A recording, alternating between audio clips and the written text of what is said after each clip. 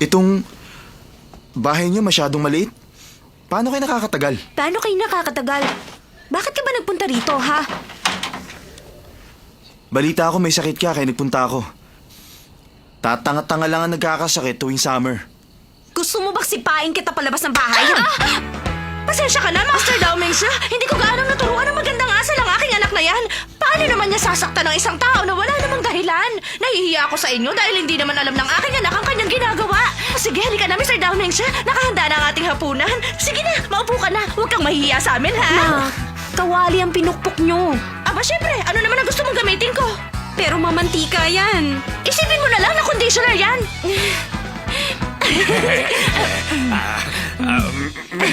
Mr. Damingche, sige na, kumuha ka na. Pasensya ka na hindi mahal ang aming pagkain at hindi naman namin alam kung magugustuhan mo. Teka, ano ba tong isang to? Yan. Gulay. Oo, tama, gulay nga yan. Sa Sige, sige, palagay ko, ang tignan mo. iyong mama ay hindi nagluluto ng ganyang gulay. Tama ba ako? May tagaluto sa aming bahay kaya di nagluluto ang mama ko. Kaya naman pala. Master Damings, alam niyo kasi, ang mama mo ay asawa ng isang presidente. Oo, Kaya tama siya. pagluluto, wala sa isip niya. Sinisiguro na lamang niya na masustansya ang inyong kinakain. Yung Oo, sinasabi tama niyong siya. mama mo ay hindi basta asawa ng isang presidente. Isa rin siyang presidente at wala siya sa Taiwan ngayon. Sa bahay, may katiwala kaming tumitingin sa lahat. Bakit hindi mo matawag na mamang yung mama? Alam mo, para kang sira. Sige, hindi na ako magsasalita.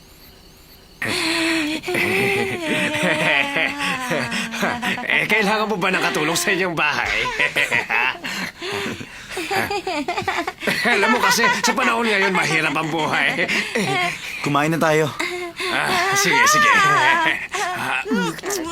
Ang taon naman. Huwag ka maiiyak. Isipin mo, bahay mo rin ito.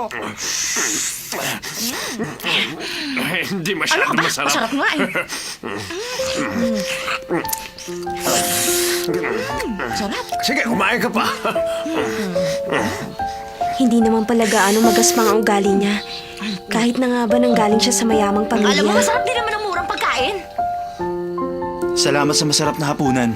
Kahit na malit ang bahay na ito, Oo. kahit na mas malaki ang bathtub ko sa mesang ito, Tama at sinabi kahit na mo. medyo kakaunti ang pinggan nyo kaysa sa amin, masarap naman ang pagkain. Salamat ulit. Tapos ka na ba? Teka lang, tapos ka na ba kumain? Opo, Kung ganun, nabusog ka ba? busog na nga. Aba, Oh, kumain ka marunong ba? palang gumalang ang kumag na ito. Mabaitin pala. Tumabi ka nga dyan. Bakit ka ba pumapato sa babae? Tumigil ka nga. Yan naman ang gusto mo, di ba? Humanda ka sa parusa. Huwag kang maniwala sa kanya. Nagpapanggap lang siyang mabait.